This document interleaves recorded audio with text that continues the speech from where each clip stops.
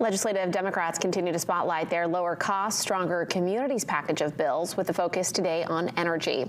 They highlighted several proposals they say will help families facing rising electricity costs, with some placing the blame on the federal government and the war in Iran.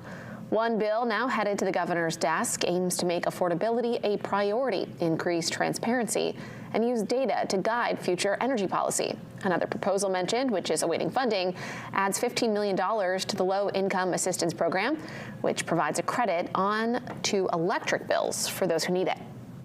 It will provide much-needed assistance to help those who are struggling the most to pay their energy bills. We know that energy affordability issues won't be solved overnight, especially when our families' budgets are increasingly at the whims of chaotic actions initiated in Washington, D.C. However, with the Energy Fairness Act, we can begin every day of energy policy making here in Maine by centering the people of Maine. On several occasions, legislative Republicans have blamed affordability issues on Democratic control of Maine's government in recent years.